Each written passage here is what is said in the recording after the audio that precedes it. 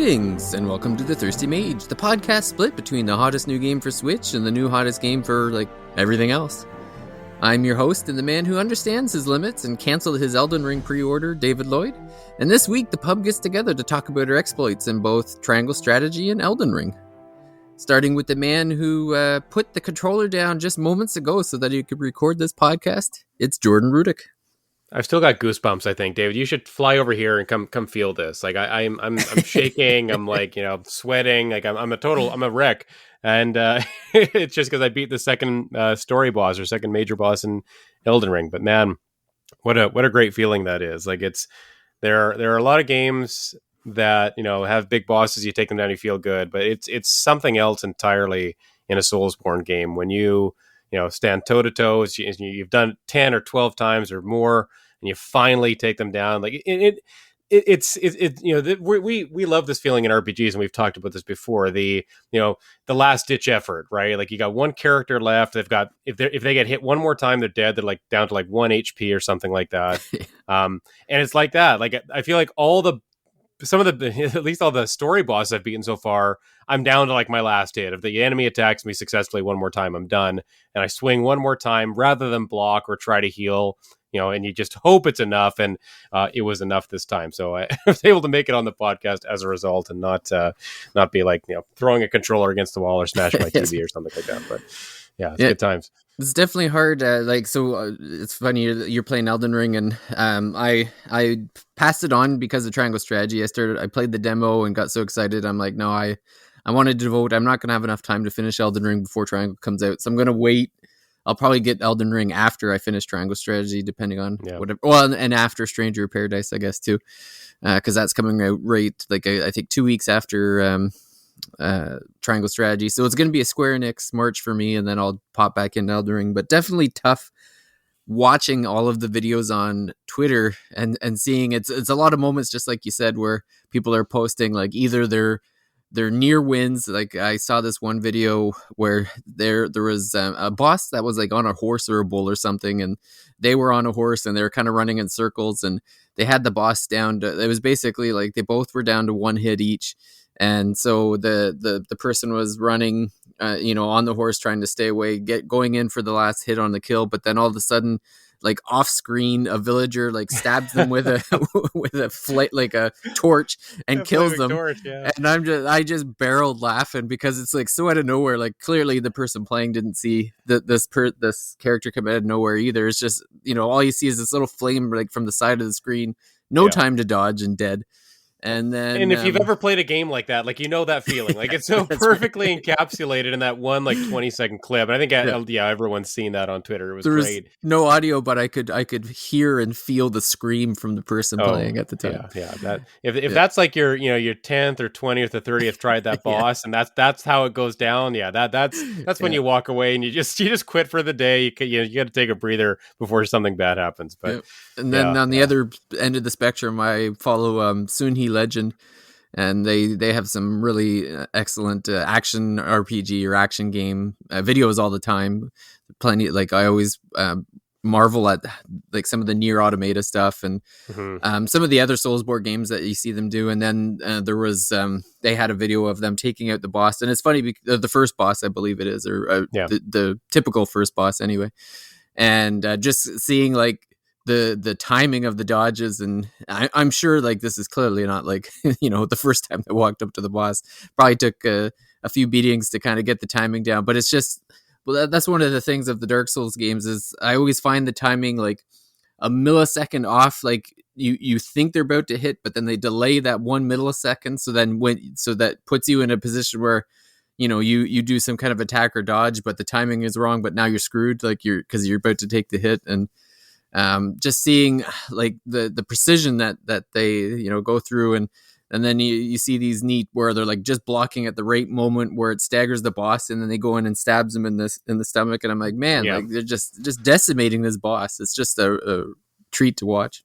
The bosses are so diabolical. They're so you're right. They always look it looks like they're just about to swing their sword or their axe or whatever, and then they hesitate or they spin around or they hang in midair for a second, and you think you've got a chance to hit them, and as soon as you take that that opportunity you think you have, that's when you get crushed by them, right? And Yeah. so, yeah, it's such a wonderful blend of patience and trying not to be too greedy and trying to figure out, yeah, being observant, I guess is what I mean. Like you're trying to see what the patterns are. Does it change? And usually halfway through, the bosses, they transform into something even more deadly or just grotesque or something like that. And the first two story bosses in Elden Ring are just, they're crazy. They're so, there's the spectacle of it all, right? Like just seeing them, the little cutscene that plays beforehand, listening to them talk, and just the way they move and the way they're designed, like it really is something else to see. And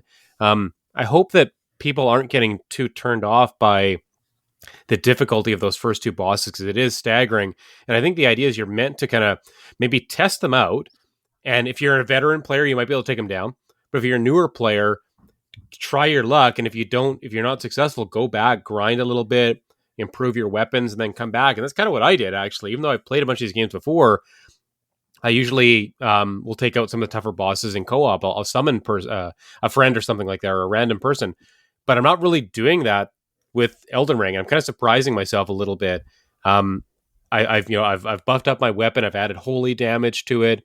I've got a fireball spell now. Like I've powered up my healing potions quite a bit. I've got 8 of them now. And it's just from going around the world and doing a lot of little things that you become more capable as an adventurer, as a hero, and then you can go back and take out those bosses that gave you trouble. So, if anyone, we're going to get into it more, but just don't be. If you see something that is too difficult, like just go somewhere else. Like I think that's the best advice that I've heard out there, and that I can echo as well, is that the game is kind of telling you in a subtle way that you're not ready for something. Until you start doing a bunch of damage, and it really does feel like you can get the boss down to like their last slivers of health, then you maybe want to keep trying it. But if they're really beating the crap out of you, like go back and do some other stuff. There's too much in that world to do to get stuck in one place for too long. Yeah.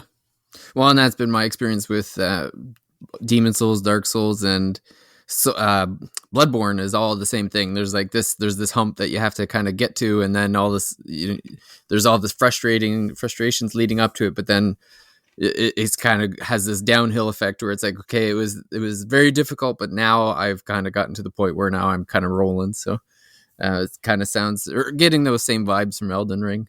Absolutely. So yeah. But yeah, before we get deep into the games that we've been playing in Elden Ring and Triangle Strategy, just a couple quick bites, before then. So one of the things, that's been in the news recently too, is that the Steam Deck has been released, or they started releasing them to the early adopters, the people who managed to get in there right at the beginning with their pre-orders. So they've started to go out. I heard it's going to start with like tens of thousands and then eventually hundreds of thousands. Unfortunately, I was in the post Q2 crowd, so even if I wanted one, it was going to it'd probably be end of the year at the earliest, from the sounds of it. It's one of those things where they keep talking. You hear these, oh well, this is yes, the supply has been hampered by the pandemic, but we really want to get these out, and it's like, yeah, that's kind of industry talk for you're going to be waiting a long time, like especially when you look at like PS5s and Series X's, like they're still sold out everywhere. So I'm not too hopeful of being next in line for a Steam Deck anytime soon. But the reviews kind of soured me on getting in on probably the first gen of the Steam Deck. A couple things specifically, like one was I was watching a video, and most of the people that I've read have all echoed this same kind of sentiment, in that the software kind of isn't quite there yet, that it'll, by the time I got one, it'll probably be there because lots of people are working on it, and kind of that community open source, it'll get there sooner or later. But the things that kind of bother me are the battery life doesn't sound great. Like they were actually talking about Elden Ring. Like if you're playing on Elden Ring with kind of reasonable settings, it's about 90 minutes. And I'm like, that's not great. And then I think they were playing like 30 FPS or something like that. That seems to be one of the things, is like, well, the battery is good if you like put all the settings down, and it's like, well, What's that's the not point, what's the right? What's the point? point Yeah, if you can do like it that? Yeah. makes no sense.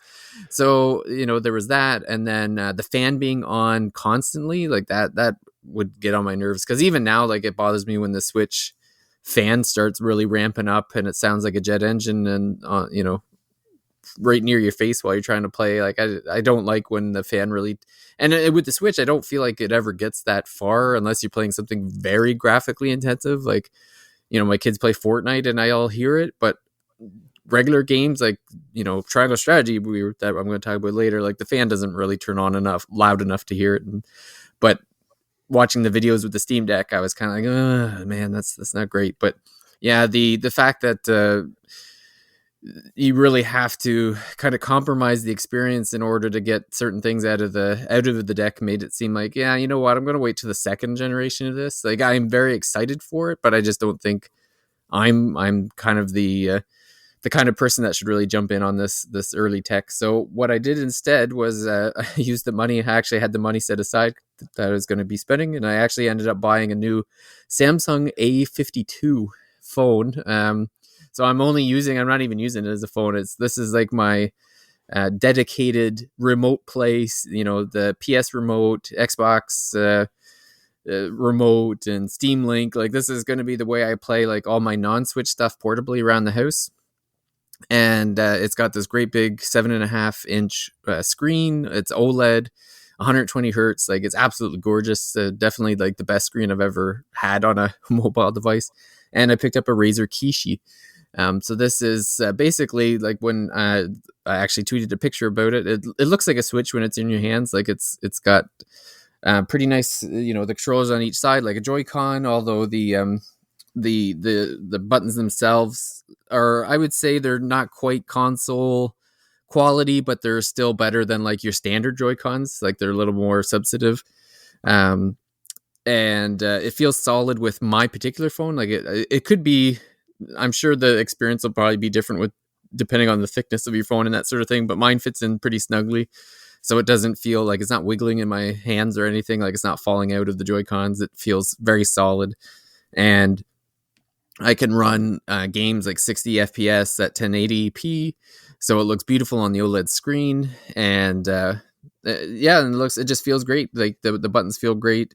My only critique, I think, would be is that the trigger buttons, the shape of them are kind of weird. Like, they're not very deep. So your finger kind of hangs off it a little bit, and it's a little scratchy, I guess would be. Like, they're not like curved edges. Like,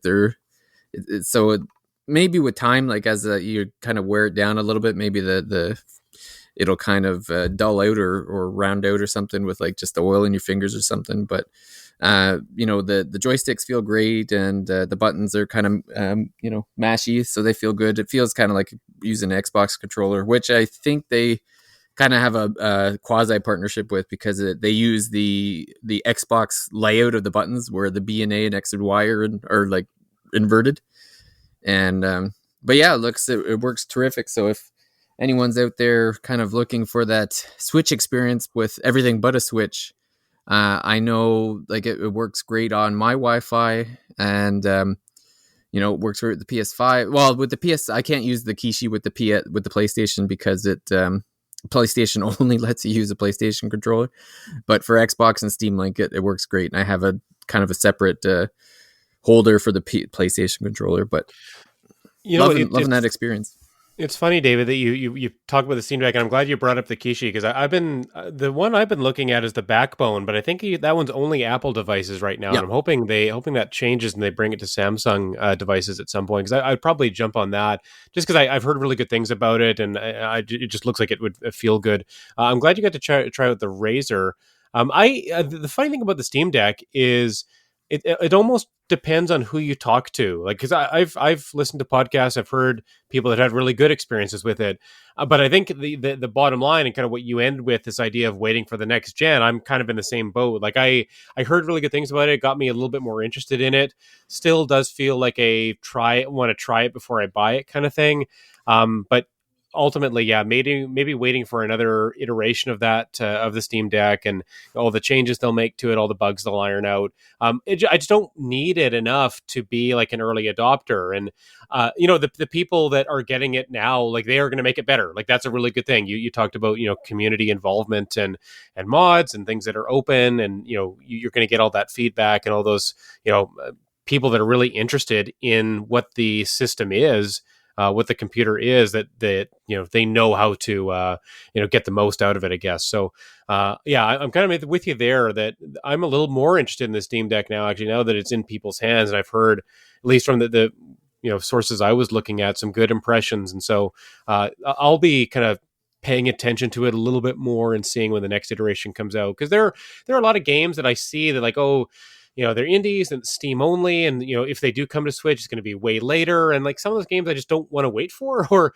I kind of forget about if I end up waiting for them to come to another platform. So or the experience is compromised a bit, like it doesn't look as good, or it's maybe like you could play 60 FPS on Steam, but then it drops to 30 or lower on Switch. Like it's even the price, right? Even the price on Steam, yes, like taking advantage of a sale or early access or something like that. All those things that I do like about Steam, just bringing that to a portable platform, which would be better for my situation.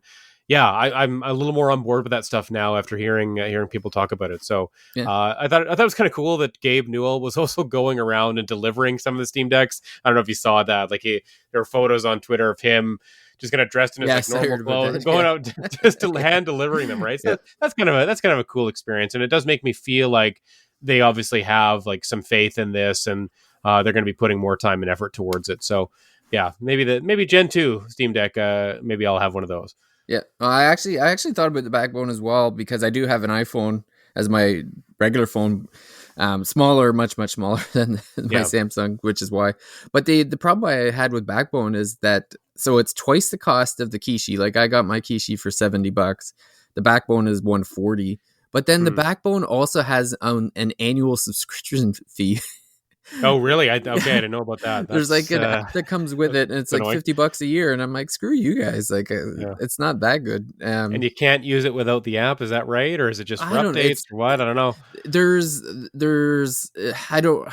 some kind of reduced usage. Like there's definitely something that you have to have, like you have to have the subscription to use it for certain, I don't know if it's like for certain apps or something, like it only works with certain things, but there was definitely like enough, whatever it was that it couldn't do. Like I was like, screw it. Like I'm not paying $50 a month just to be able to do like the remote play or whatever it was that it wouldn't do without it. So I said, forget it. But yeah, like if you have a Samsung phone, like the Kishi at $70 is a pretty decent stopgap, I guess I would say, for playing. Like I played the Infrared X. I was the game that you reviewed for Switch. That's right. That's what I remember. I was playing that on Game Pass, and it felt so. I played the cloud version. I started the cloud version just to see what it was like, it was fine. My internet's not great, so it wasn't great. But then I switched over to like console mode, and it worked perfect, and it looked great. So it's definitely an option for people out there.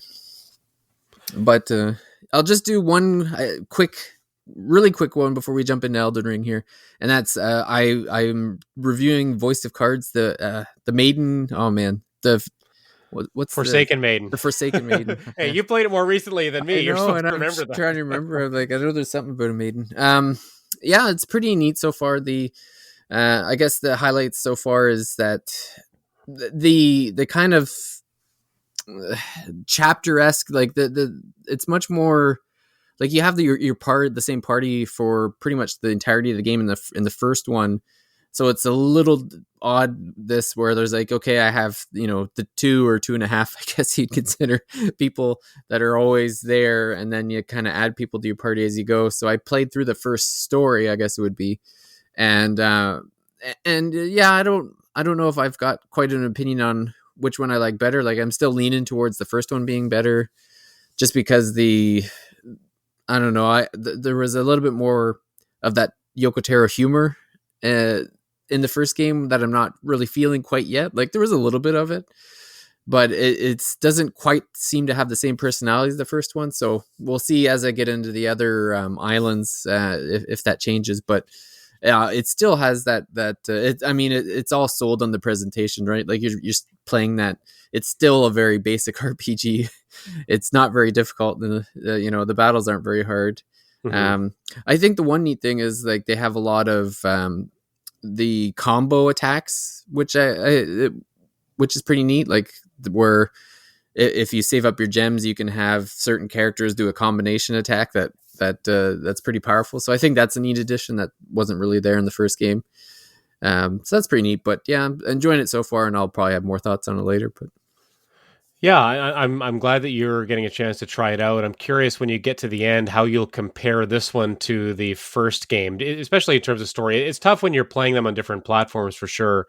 The Switch version is a little bit of a downgrade compared to playing it on PlayStation or something like that. But yeah. I think the huge difference is in the narrative structure. So when you get through more of it, I'll be eager to hear your thoughts on it. Mm.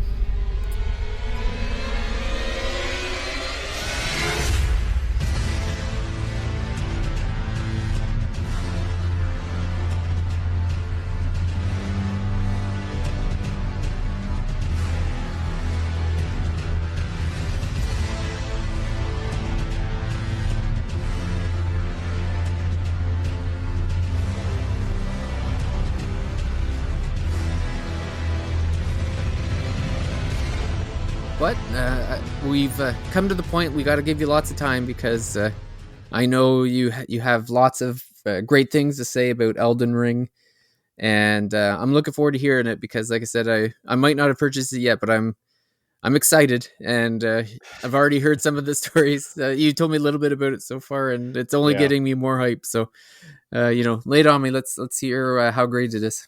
Like I just, I mean that's what it is. Like I feel like when I'm talking about this game, when I'm thinking about it, everything is an exaggeration. Like it can't be that good. It can't be like, it's just more Soulsborne. It's just an open world Soulsborne. Like we can try to condense it into some simplification, I guess. That maybe makes it less than what it is. But the truth is, this feels like a generational game. It does feel like something that when this comes along.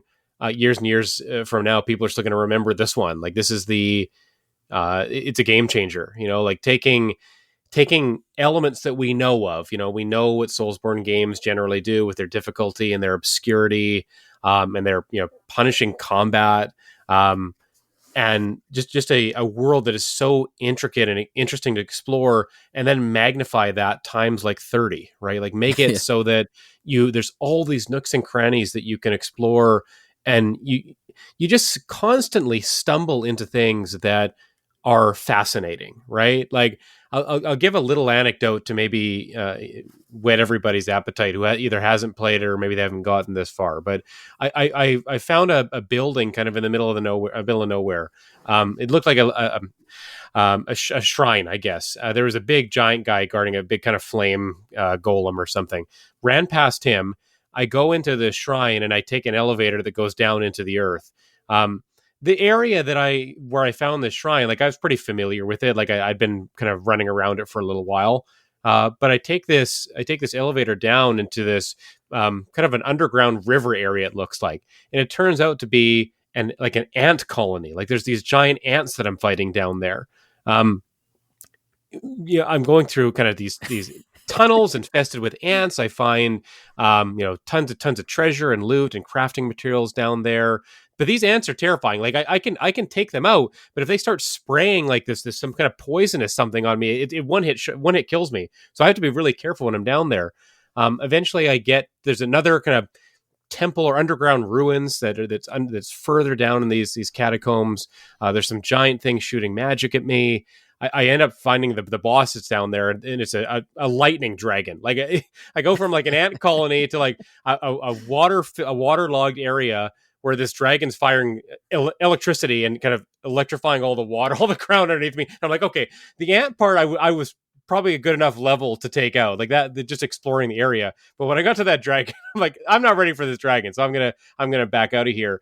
And the game is filled with these moments like this, where you find something that you don't expect, a whole new area that turns out to be a dungeon with a major boss, or maybe the dragon isn't even major boss. I have no idea. But there's tons of bosses in this game. Like you run into them regularly enough that you're like, oh, like here's another challenge for me to either come back to or try to take on, or yeah, maybe I'm nowhere near the level I need to be, and you recognize that right away, and you're like, wait, I got to remember this spot on my map. I need to come back here later, or maybe I'll have to. Maybe it's a story mission you might not even know.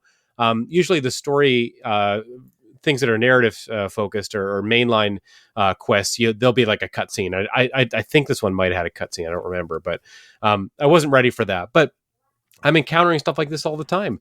You might just be climbing around like a cliff face and you find like a small minor dungeon. They're usually called catacombs or caves or something like that. It'll be like the cave of something or the black catacombs or something.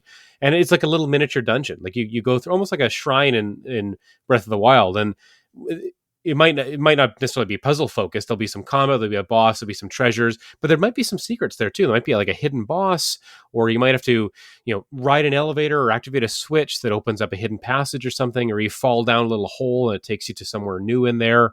And the nice thing about a lot of Elden Ring is there are waypoints everywhere, pretty much. Like you're unlocking what are called bonfires, or like Shrine of Graces or Lost Graces or something like that. You find those everywhere. So those are your healing points. But usually where there's a boss fight or a difficult combat scenario, you'll find these shrines of Mara. They're just like, they look like little crosses almost. And you'll be able to restart at a shrine of Mara or something like that. You'll be able to restart at that if you fail. So death isn't as punishing in this game in the same way it is in other games, where you might have to do a lot of backtracking just to get back to the boss fight.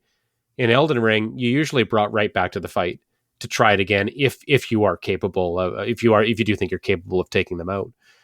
You do still lose your ruins, so which are souls, basically the currency in this game. So you got to go pick those up if you die. But frankly, like I don't think it's as big a loss in this game, given there are so many ways to earn ruins. Like in Dark Souls, Demon Souls, Bloodborne, losing your currency felt a little bit more demoralizing because there were only so many ways, only so many places to go to earn currency. But in Elden Ring, you have this whole huge world to go around with a lot of weak enemies, medium, difficulty enemies, and tougher ones. Ways to grind, ways to get your character to a high enough level if you need to, if that's the way you want to play the game. But yeah, I don't know. I said on Twitter I'm addicted to this game, and I can't stop thinking about it. I can't stop playing it. I've had like a few nights in a row where I've just had 3 or 4 hour sessions, like in the blink of an eye, like no problem. And I'm forcing myself to go to bed. Like I'm like, I don't want to stop playing, but I've got work tomorrow. I got to wake up early. I got to do breakfast with the kids. I can't keep playing this game, but I want to.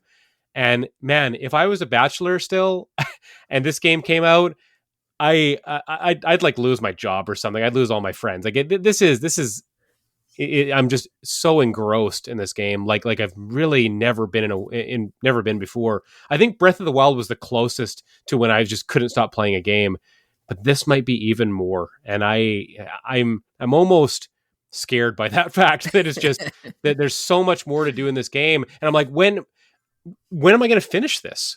I'm 18 hours in. I feel like there's tons still to do. Like, again, I just finished the second story boss just before we hopped on the call here for the podcast.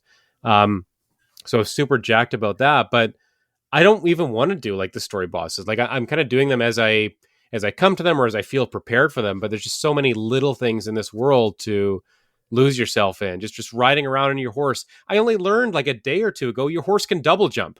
I didn't even know that. Like there's features or mechanics, things you can do in the game I'm still learning about. And that's another great thing about the game too, is not just learning about the world, but learning about your capabilities within it. Well, it's definitely like the perfect water cooler game, because like even like I go to work, there's a guy at work who picked it up, and he's not even, I don't know if he's ever played a Soulsborne game before, because he's coming and telling me about like all these things that I'm like, yeah, that sounds like what I would expect from a From Software game. And yeah, it's the same thing. He's got stories. Like he was telling me the story about, he went to, he was at like a treasure chest, and there was, someone had left, like a user had left a message on the ground saying trap ahead. And he's like, it's a treasure chest. Like, what do you mean trap ahead? How bad could it be? So he opened the treasure chest, and apparently it teleported him to some different area. Yes, and it was yes, like an yes. area where there's nothing that he could do but run for his life because he was so under Yeah, leveled for the yeah. area. So he's like, I'm just running for my life. Like he goes, I'm sweating. I'm just like, I'm anxious. I'm like, I don't want to lose my ruins, and I'm just trying to bebop and scat out of there. And and yeah, I'm you see that all the time, like on Twitter and everything, and talking to people. It's like they have all these stories, like of like, this is what happened to me when I went to this area, and yeah, it's like it's funny that the comparison to Breath of the Wild, because it's a very similar feeling. It seems like this Hmm. here's the world, explore it. And I remember when we were playing Breath of the Wild, and we'd be like, "Hey, I found this new area with this," and I remember I think I was like 80 or 90 hours in, and I only found like this one graveyard of like bones somewhere in like the bottom kind of like southeastern area that I'd never, I thought I had been everywhere, and all of a sudden there's this big area in Breath of the Wild I didn't even know existed. And how many people played Breath of the Wild for forever and didn't even know that the village in the south, that little like beachy village, which Yeah, doesn't exactly. really have any significance in the game, but it's just kind of there. And so many people are like, wow, there's a village here, nobody knew. Like it's pretty small and stuff. So kind of hearing all those stories is pretty incredible. It's fun to know that it's like, this is kind of it reminds me of the old saying where they're like, and this is the day he became president. And it's like, I feel like it's like, this is the day that the next gen of video games like kind of came to be. Like this is what it's going to be now, like this huge open areas of exploration, and this is kind of going to be. And I'm sure you could trace this back to kind of Breath of the Wild of, setting the stage of like, this is a new genre kind of defining. Like For we've sure. also obviously had these before, like, Skyrim's kind of that way, but um it just feels it's a different type of exploration to me. Like it doesn't, it feels different from Skyrim in a sense. Yeah, Elden Ring, like you're not if Skyrim and Breath. Maybe so let's talk about Skyrim for a second because I think there is a comparison to be made. In Skyrim, you kind of open your map and you see kind of where things are, and you can you can figure out, you can see a town in the distance. You can kind of figure out where things are, or you can kind of identify your surroundings maybe a little bit more. There is still that sense of discovery, absolutely, but Elden Ring, it feels a lot more mysterious. It feels really like you randomly come across things of significance, or things that you really want to do. Like if you find a cave in Skyrim, like, yeah, that might be fun. Like you might find some treasure in there. You might find something useless in there. The enemies might be too hard or too easy. Like I feel like in Elden Ring, like every kind of encounter or every new discovery like that just feel a little bit more meaningful. Like if you're the right level, then you're going to get something useful for you now. If it's too hard, then you're going to maybe want to pinpoint on your map and come back later, and then you'll get something that's useful to you later, maybe. But at all times, you're that goal of kind of topography, I suppose, of making a map or filling in the map for yourself does feel really satisfying. Like something I really like about the Soulsborne games is collecting all the weapons. Like I feel like that's kind of like a mini quest, like you don't necessarily buy duplicate weapons anywhere. You go to shops and buy weapons. You more find them in chests, or you find them from defeating enemies. And once you have like all the weapons, you can kind of try them all out and choose which one is best for you. And I like that as maybe like something to do in the end game or during a second playthrough. You've got all of the weapons now. You can choose which one you want to use. Like I'm still using my basic broadsword that I've buffed up a ton. I think it's like +9 or something, and I added holy damage. And so like that's good enough for me for now. It's a little bit basic, but I'm not ready to experiment with weapons. I still want to just be proficient with one for now. But yeah, there's just so much in this game that the discovery feels really satisfying. Like everything is different. Like every new dungeon you go to, you're going to fight a new boss or new smaller enemies, or discover new treasures or new puzzles. Like Skyrim doesn't really do that. A lot of the caves you go into, they're going to kind of be the same, right? Like, Yeah. so, and obviously that's an older game. Like it's not necessarily a fair comparison. Elden Ring is definitely building on everything that's come before. But I think even compared to something like Breath of the Wild, there are a lot of empty parts of that game. I think there are fewer empty, meaningless spaces in Elden Ring. and even the ones that are empty, like gosh, the game is just gorgeous. Like let's not kid Yeah. ourselves. Like you know, and you mentioned like next gen. That's the funny thing about Elden Ring. It's not designed for next gen, right? Like it is a cross gen game. Imagine, I think it's already a 10 out of 10. Imagine if it was exclusively developed for PS5 and Xbox Series X and high end PCs. Like rather than trying to show up on 5 different platforms, which obviously involves compromises. If this was truly just developed for next gen, imagine what we would have had, what we would have on our hands here. It's already, you know, I'm going to just say game of the year. I don't know that this game will not. I don't know how it can't be game of the year for me at least, and for a lot of people. You know, if Breath of the Wild 2 comes out, that could be. If Starfield is just insanely good, it could be Starfield. It's going to take a lot to knock this from the top ring, I think. Yeah, I don't know. Like Breath of the Wild 2 will be good, but I'm just concerned that Breath of the Wild 2 is going to be just more Breath of the Wild, and it's not going to have that same kind of revolutionary feel to it. So I don't know if like the expectations might not be there. Like if it's very similar to the first one, but maybe with like slightly with some changes to the map or something, or maybe they add some verticality, or because it seems like there's something going on with like going into the clouds and stuff. I don't know if it's going to be enough, like unless it's a ground up reimagining. I don't know if it's going to satisfy everyone to the same extent that it would put it into the game of the year. If it was a Majora's Mask to an Ocarina of Time, would that be enough? Or would that be not I don't. not enough, like deliberately not enough? Yeah, I don't think it's gonna be enough. Like it's hard to say. Like obviously, like I guess again, it'll depend on. It's funny you mentioned the empty spaces. Like I think that if they still have lots of empty spaces like they did, I think that is going to kind of suck up some of the oxygen in the conversation, where it's going to be like, oh well, look at the empty spaces, like they're still here, and so it's I don't know. It depends. Like you never want to count them out because they can always come up with some different mechanic. For sure. Like using Majora's Mask is kind of an apt thing because like you never know. Like maybe there's some kind of time travel thing or something, or teleporting or something that they adds that extra layer that maybe changes it enough where it's different. And then there's the what if they add dungeons, like real dungeons, like the divine beasts were kind of disappointing those areas because there really wasn't any enemies in there. So if all of a sudden you have like true dungeons, maybe that's enough to kind of move the needle for people. But and I think you need that because I mean that is something Elden Ring has. Elden Ring has like the normal levels, the castles, the dungeons that you're used to from other games like Demon Souls, like Dark Souls. Those kind of castles that you go into, for example, like they're here. Like some of them are smaller.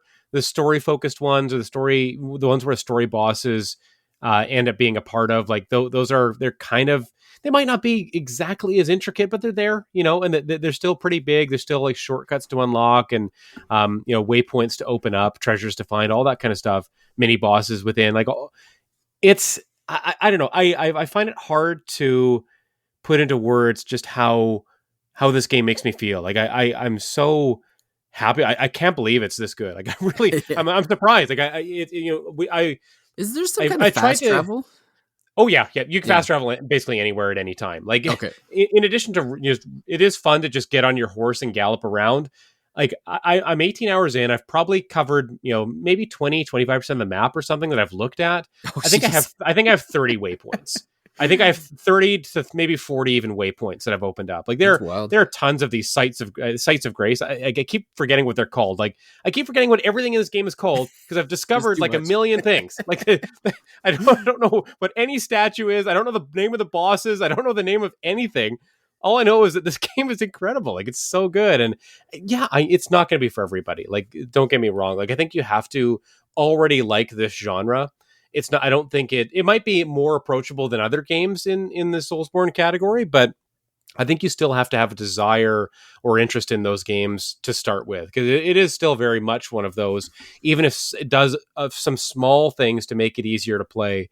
One of the nice things that it does is and this happens more at the beginning of the game, maybe to ease players in.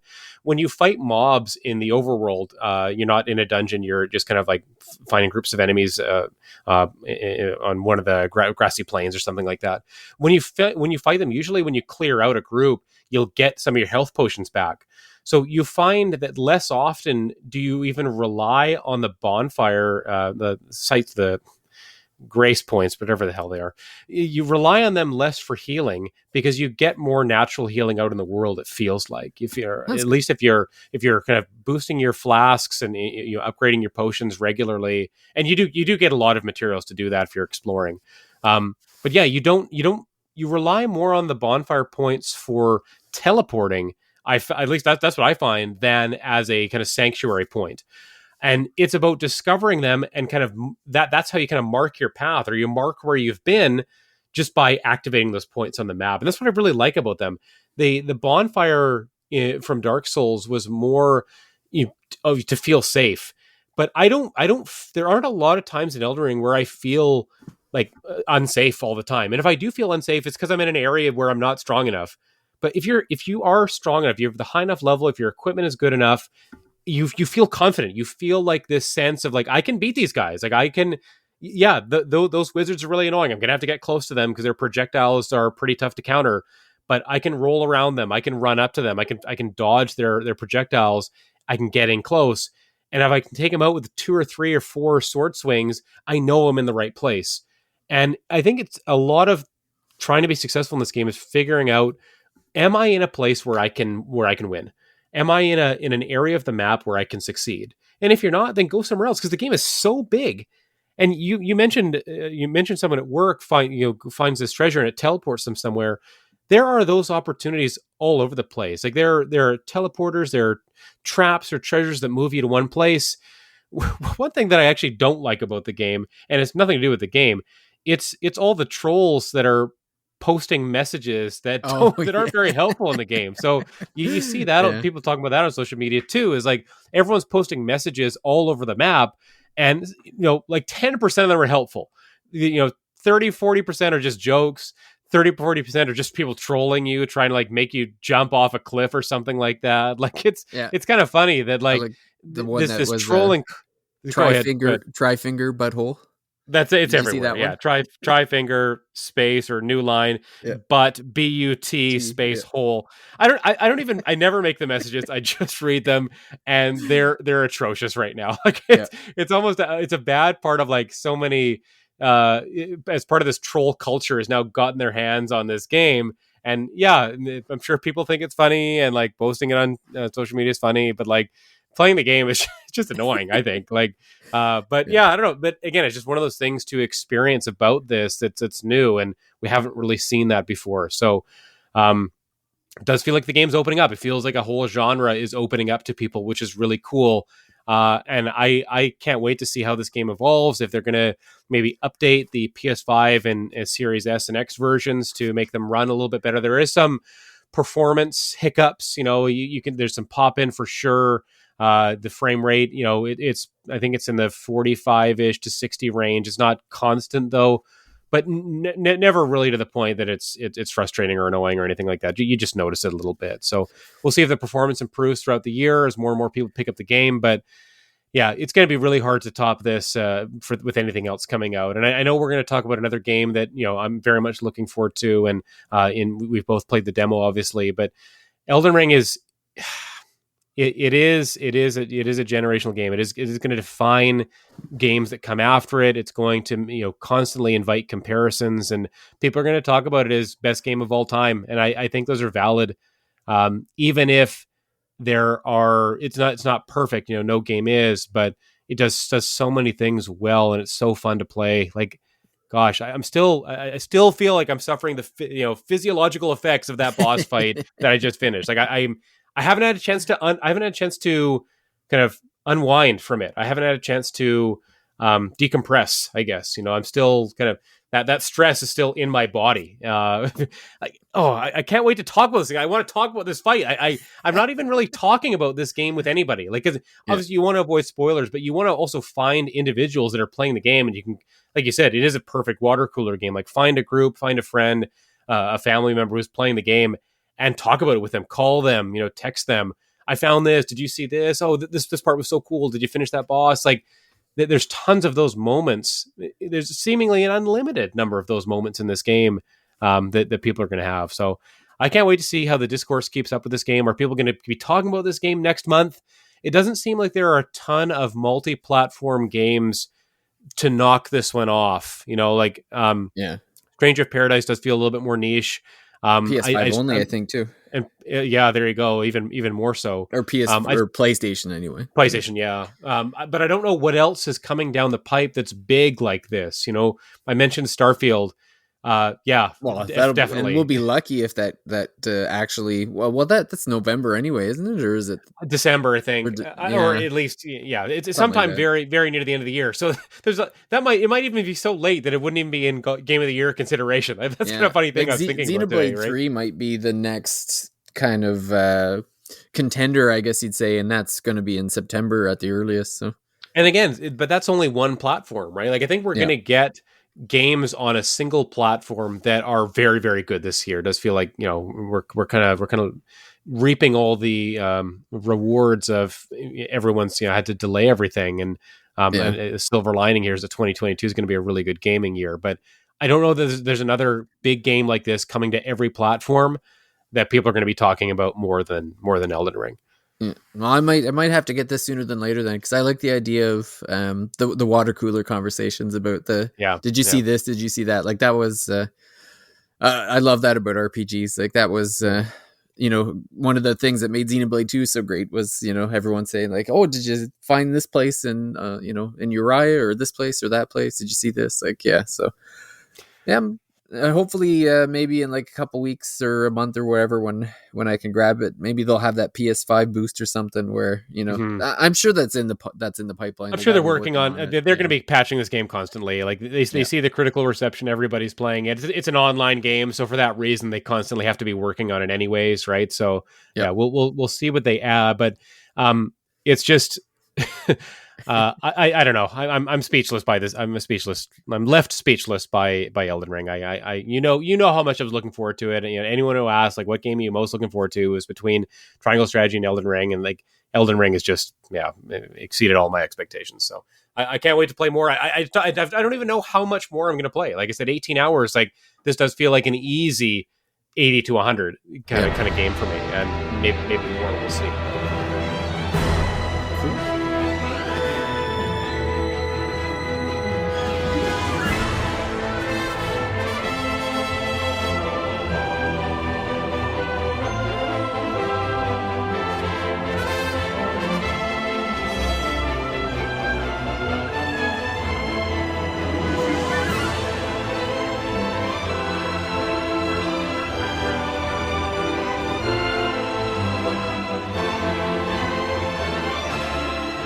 Well, I guess we'll end with the game that's actually delaying my purchase of Elden Ring because I wanted to play the demo, and as of the recording, we're recording a couple days before its release, and that's a Triangle Strategy on Nintendo Switch. So it's funny because we had that demo that came out last year, and that kind of threw us kind of in the middle. I think it was around the middle of the story or somewhere.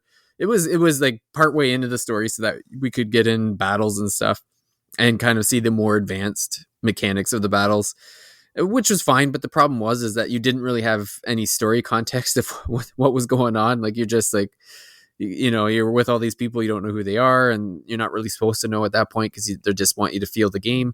And it was nice. It felt great. And, but hard for me to get into. And then the demo came out, and I started playing, and man, was I getting Legend of the Heroes vibes, because the amount of yakety yak in this game, it's so funny because it's turned off people, which is crazy to me.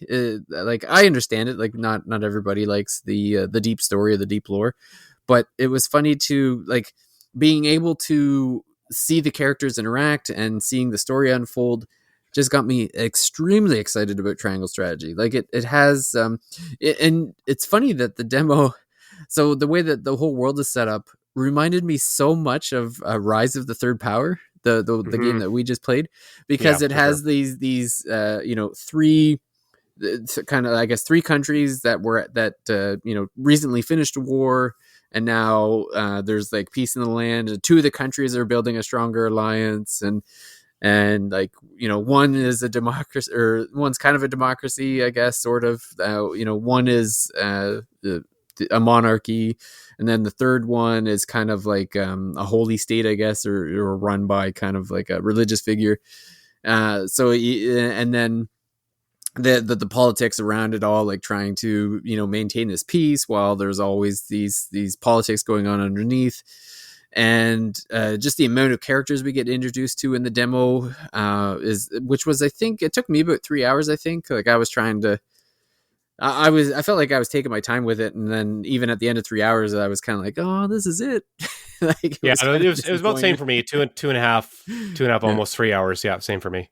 Yeah. So, but yeah, just like, meeting Sarah Noah at the beginning, and then finding out he's has this marriage set up with Frederica, who's from the northern country of Esfrost, and then you kind of see them have there's kind of like a conference, I guess, between the three countries, and then you like, there's so many great personalities. Like, I don't remember the names, but there's the half brother and sister from Frederica are like the biggest chirps ever, just walking around like chirping everybody and everything, like making fun of Frederica. And then the countries, the King Regna was like, partake of our alcohol and everything, and then the guy's like, oh, this wine, like we gotta drink this crap, I guess. They're like I guess we the have to drink this crap. wicked Yeah. stepsister and stepbrother, right? Like Yeah. something like that. Yeah. Yeah. And then Prince Roland, he has the same problem. Like, he's got his older brothers seem to be kind of jerks to him, and but then he's got like it seemed like his sister was kind of on the fence of like supporting him, but kind of like stuck in her station or something like that. And Hmm. uh there's just so many personalities. Like, I'm they're just buzzing because I'm just like soaking up the story, and they have so many cutscenes, I guess, like of just talking, like interaction. And the one big difference between this and Legends of Heroes is that with Legends of Heroes, you're kind of watching the story unfold to a certain degree. Like, there's not a whole lot of, like, there's side quests and side stories that you can find and stuff, but it doesn't have the same like with Triangle Strategy, there seems to be a lot of options on where the story goes. Hmm. Like in the demo, when you get past the first little bit, you have the choice of either going to the northern state of Esfrost or the southern, desert area of Hyzantine, I think it's called. Hi, Zant. Hi, Zant. Yeah. Yeah, Hyzant. And so you have all these choices that are being made, and then the scales of conviction mechanic is neat. I'm a little concerned about how how much uh, like the option that they give you is like, okay, we're going to use the scales of conviction to decide whether we go north or south. Yeah. And then so like, you as Sarah Noah decide, like, I'm not going to really make the choice. This is democracy, we're going to have 9 people, and we're all going to vote, and then we'll see where we go. But really what you're doing is like, you're not forcing, but like, you're manipulating people to vote the way you want anyway. So I'm kind of like, I hope when we get further into the game, it's not going to be so simple of a manipulation to Hmm. just choose the way I want to go. Like, I'm hoping there's more pushback, or I'm hoping that past decisions and interactions will affect my ability to be able to manipulate future choices. Like, I would love to be able to go in and be like, okay, I'm choosing this, and then everyone's like, no, screw you, we're doing the other thing. Like, I want that. I don't want it just to be binary choice, because at that point, like, well, to just give me the choice. Like, why waste our time with the skills if if you can just force your way through things? So Yeah, I mean, if I'm the whole mechanic is just to, talk to people and see where they're leaning and try to push them one way, like, yeah, you do want it to be. If they were just going to vote their own way anyways, like, what's the point in even talking to them, right? Like, or yeah. if you can just easily persuade them as soon as you talk to that person, they're instantly on your side, then that defeats the whole purpose of it as well. Yeah, so Yeah. it would be. I mean, that I think that first decision is pretty binary, though, right? Like going Yeah, it's to go very north or easy to south, like. manipulate them. Yeah, and that probably, I mean, that makes sense. That the beginning of the game, they're not going to start off with like a life or death decision, right? Yeah, About that's right. that it's going to shape Yeah. the whole rest of the game. But um, I thought it was cool that at the end of the demo, you get a different character depending on which path you take. Yes. And so David, you went to Ace Frost in the north, and so what? Can you tell me? I haven't seen that yet because I went to the south. So can you tell me about what transpired when you went there, and what character you got, like what kind of battle, or who did you even battle? Like I don't even know. Yeah, so we went there and we met with Gustav, I think his name is. So this is the brother of Frederica, who is the Archduke, I think it Yeah, is I think his that's right. official title of the basically runs S Frost. And so you kind of meet with him, and he seems nice enough, but you can tell that he's there's something else going on there. And what happens is that you find out that so while you're talking to Gustav, there's a guy, there's two people that are trying to find this or stop this salt smuggling ring. So there's one character. I think his name is Rudolph. I could be wrong about that. It's pretty sure it's Rudolph. And so he's kind of this ex salt smuggler himself, and he's helping one of the guards of S Frost find it's basically like a drug bust, Yeah. for lack of a better term. And so so they figure out where the drop is being made or whatever for the smuggling. So the guard goes back to Gustav while I'm talking to him, and he tells him, that tonight, we're breaking up the ring, but he says that they're going to need some more guards, and I guess S Frost, for whatever reason, they're undermanned for some reason or another. So Gustav asks Serenoa if he and his party can assist in stopping the smuggling ring. Okay. So the what happens is you get to kind of walk around the capital of S Frost to kind of get your bearings of the area. And then what happens is there's this nighttime battle where basically you take your party and you fight the smugglers, and it's like in the streets of of this the S Frost capital. So so the smuggler is the one that joins your party, Rudolph, and so he is kind of like your rogue archer type. So he has like longer. You don't actually get to use him in the demo. Like he's computer, like he's an NPC in it. Like he's choosing his own actions, but at Mm-hmm. the end he joins your party. So clearly, like you'll be able to use him when the demo, like in the main game, like the demo ends before you actually get to use him. But yeah, like he has like a longer range attack as an archer and stuff, and had a couple abilities I didn't quite. It was right at the end, so I wasn't really paying attention. But he has abilities that you can use, and yeah, so basically when we beat the smugglers, and there's kind of like this epiphany of like, oh man, the salt scarcity in S Frost is rough. Like it's definitely like there's this politics of the taxes of creating this separate classes of people and stuff. And so Serenoa heads back to the demo ends with Rudolph like, so as an ex smuggler, he actually had charges against him for smuggling, and the charges would be dropped if he left the kingdom of Esfrost. And so Serenoa offers to come join my house. So Rudolph decides to join the House Wolfort, and that's kind of how the demo ends. Yeah, so I'm trying to remember what I can. I finished the demo basically when it came out. I guess it was after that direct. Um, and I really need to go back and play it again before the full game comes out. But yeah, so I went to the south. I went to Hyzant. Hyzant is where It's more like a religious place, I guess. So Yes, you don't kind get of a like a sense papal like state almost. I think that's the way sure, they sure. describe it anyway. Yeah, and I don't know. I get the sense just from like the three factions, like they feel like the more neutral one. I feel like it's Glenbrook and Ace Frost that maybe they're going to fight. And I think they do. They are fighting in the first demo, right? The first demo from Yes. last year, Yep. which yeah, it's definitely a little bit later in the game than we're playing in this prologue demo, but. So Hyzant, yeah, I just get the sense that they're maybe more mysterious or secretive or something like that. Doesn't seem like they wear their heart on their sleeve as much, and maybe that's kind of the way it goes when you paint them as being a little bit more religious or spiritual. Like there's something hidden there, or they ascribe to or believe in a higher power. But yeah, so anyways, in that one, you do the same kind of thing. You explore one of the main cities there. And the I'm trying to think, the guy you end up getting to recruit on your team is an ice mage. Can't remember his name, but I thought it was cool to get someone like that because you already have Frederica, who's like a fire mage, right? Like she uses fire Yep. spells, and we know from this game that one of the ideas is you can combine magics together, or you can see the effects of like ice on the battlefield, and then you can use fire to melt it.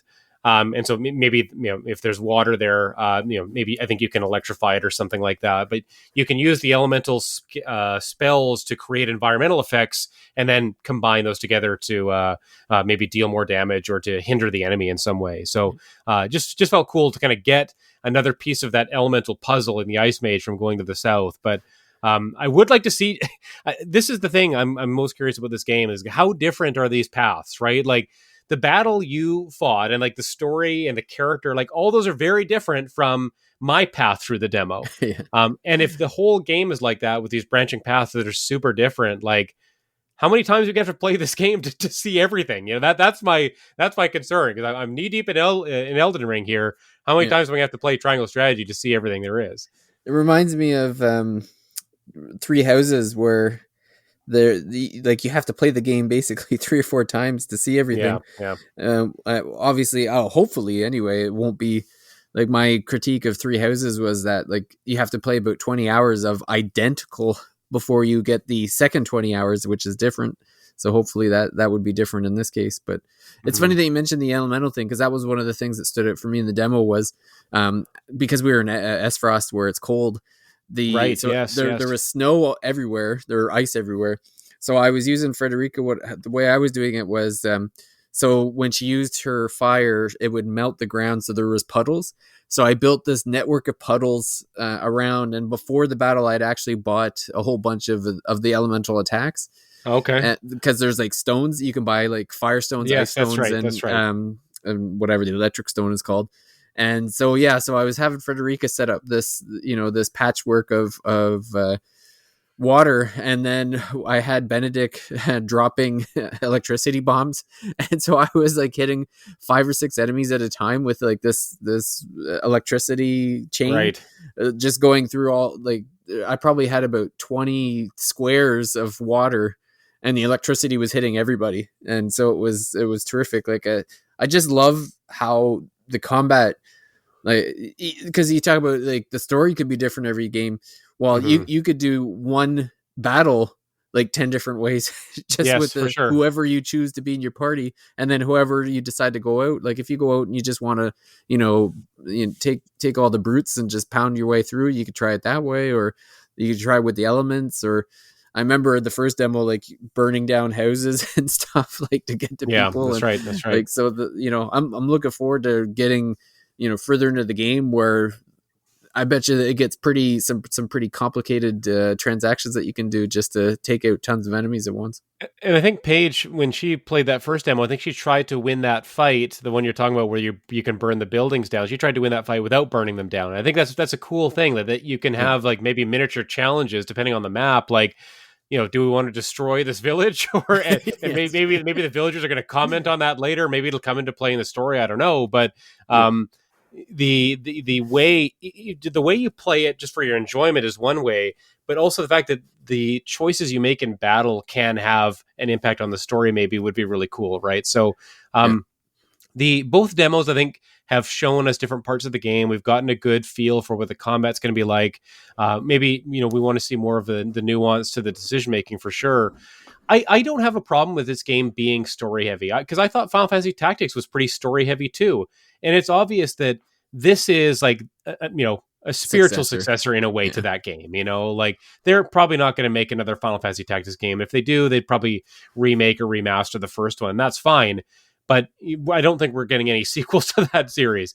But maybe we would get sequels to this. Like maybe if Triangle Strategy does well, I could see us getting more games in this style. Like they're so Square Enix is so obsessed now with HD 2D, and for good reason. I think it's awesome. It's a way to appeal to retro fans and present things in a new way, right? Like they don't want to just re-release everything piecemeal. They like a lot of companies, they want, at least a lot of companies that kind of value their IP, they're trying to bring forward their old properties in a meaningful way rather than just re-releasing them.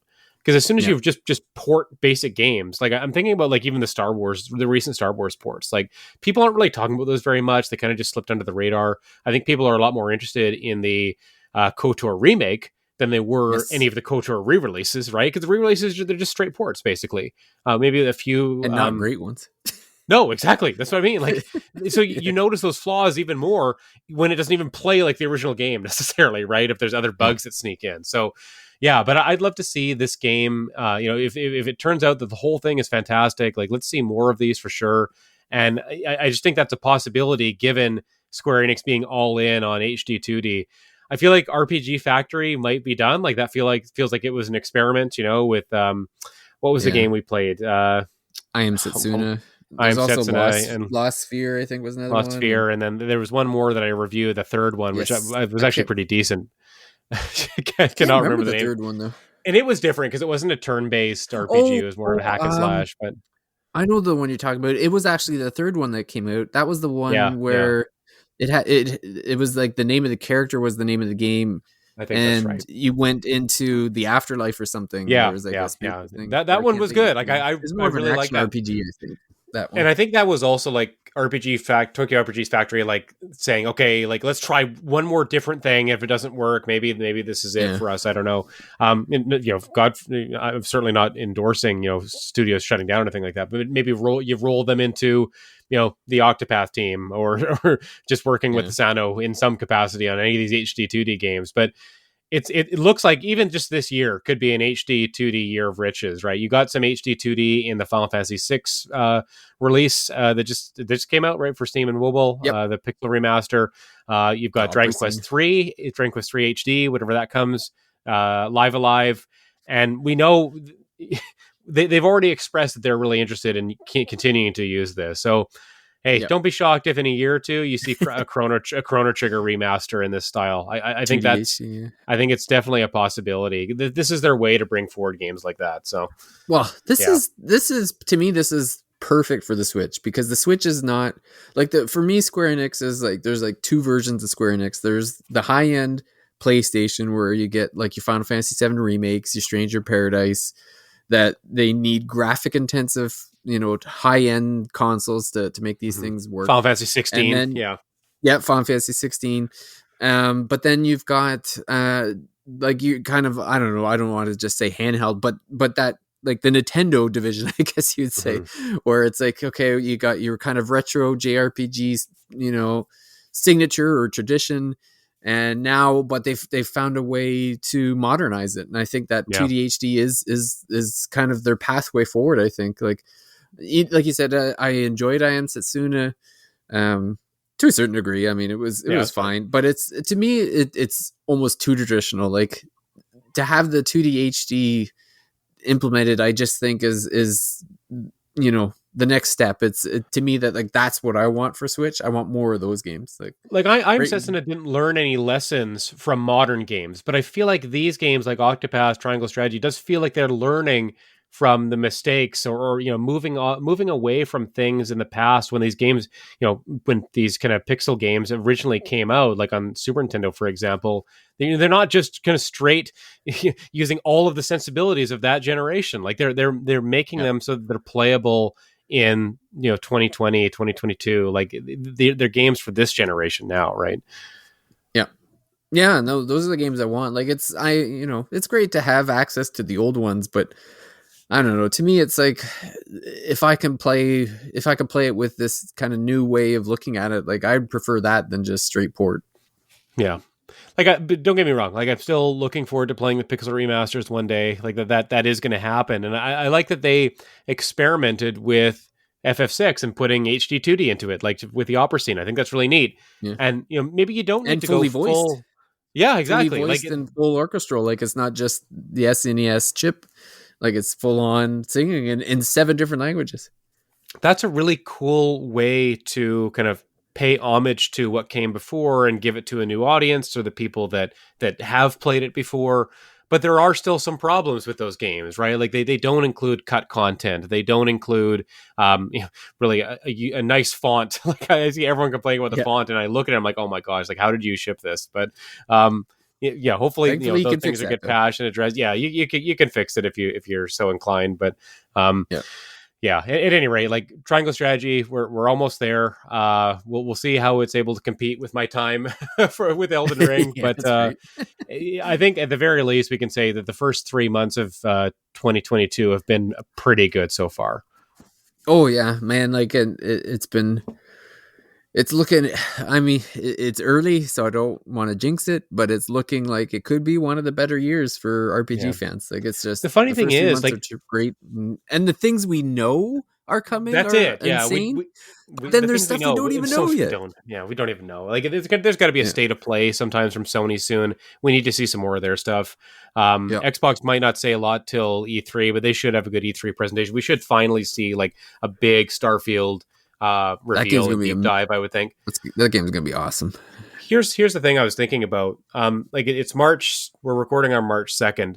Really, there haven't even been many big indies that have come out yet. Like Infernax Yeah, was fun, but like I think there are still big indies to be announced and to release.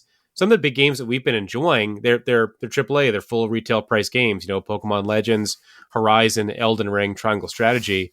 But there haven't been a lot of smaller games that have kind of demanded our attention. yeah. We talked about a couple on the Deedlit episode, but it's not the same. There's not this big buzz around those games. I'm looking forward to some of those games getting announced and talked about more soon too. Well, even the ones we know, like Sea of Stars, may come in 2022 or Yeah, early yeah. 2023, maybe. But stuff like that, like there's got to be some of those games that we just don't know about.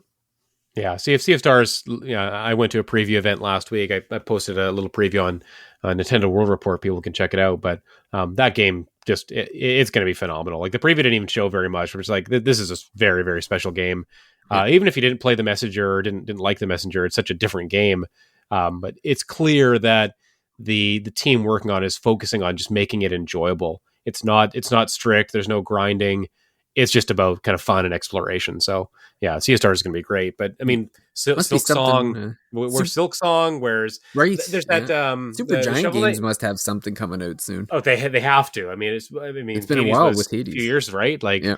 and they're usually a good like every 3 or 4 years something they bring out a new Something game. good. So we could Yeah. at least get an announcement from them. I was gonna say there's that Link's Awakening type game from the Shovel Knight guys. No, Oh no. yeah, there's like a GBA style game Yeah, coming from yeah. them. Yeah, I That's can't the remember one. what its name, but I remember seeing that. Yeah, they just announced that they've got Yuzo Koshiro doing the soundtrack, which is awesome. And Yeah. it's funny, like I wouldn't picture him doing like that style of game, but I love his chiptune stuff. So if that's the direction they're going with the soundtrack, man, I'm all for it. So yeah, that game looks great. I want to see more of that. But yeah, just none of those games have come out yet. Like all the big indies that we know and the ones we don't know, they're not out yet. So Yeah. yeah. It's gonna be a great year. Oh, yeah. A great, expensive, busy, no That's right. time, backlog increasing year, that's for sure. And then maybe next month I'll still be playing Elden Ring or Triangle Strategy. I don't even know. Like, I'm feeling this pressure, this stress, and we'll wrap up in a sec, but feeling this pressure to finish games. And I know I said this kind of like my resolution for 2022 is don't feel pressure to finish games. I'm going to finish Elden Ring. It's just how many hours do I put in before I do that? Like same Yeah. thing with Breath of the Wild. Like how much of Breath of the Wild are you going to play before you just go and fight Ganon? Like that's how I'm feeling about Elden Ring now. Like I need to kind of weigh my time with Triangle Strategy on the horizon. With I'm really interested in playing Kirby. That's at the end of March. Advanced Wars, the re-release of Advanced Wars in April. Like we've seen those infographics. We've seen all the great games that are coming out in the next few months. Like, and even the ones that haven't been announced yet. Who knows? Like, there's going to be stuff to take sink our teeth into. So, yeah, why is it so stressful? Like, this is our hobby. Like, we love doing this. Why is there stress associated with it? I don't know, but it feels like 2022 is going to be the year of the spreadsheet, because it's going to be like, okay, when does this overlap with this, and when does this come out? When does that come out? And how much money do I have to spend on this and that? And it's like, okay, what's the opportunity cost of continuing to play Elden Ring, or going? Well, I've already bought Elden Ring. I get you, like you said, like you've already bought something. I'll just play that instead. But oh man, yeah, there's going to be a lot of FOMO this year too, like especially around some of the big games. Like if you don't play it and everyone's talking about it, well, I'm already going to GameStop daily waiting for the Xenoblade 3 pre-order, because I want to be there like the second it launches. Like the second I can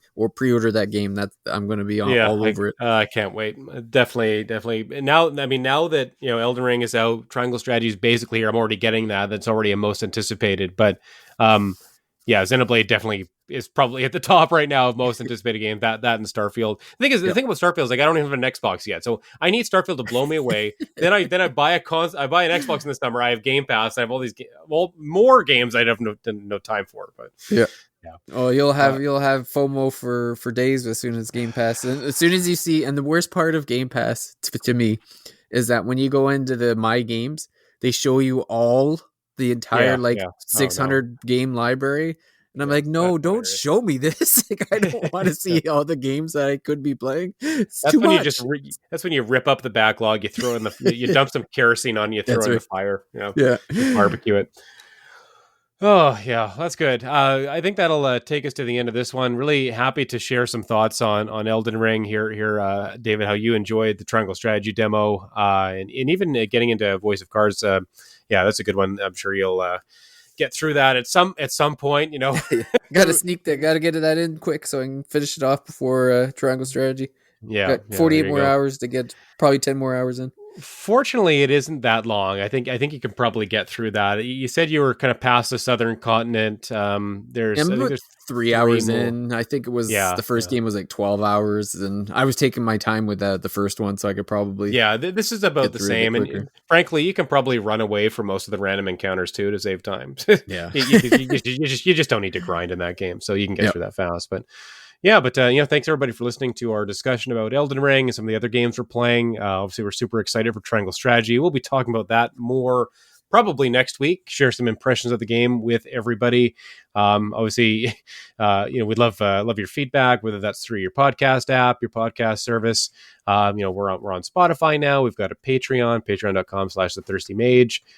David's going to have a review of Voice of Cards up at some point if he's able to finish it before Triangle Strategy comes out. That's the plan.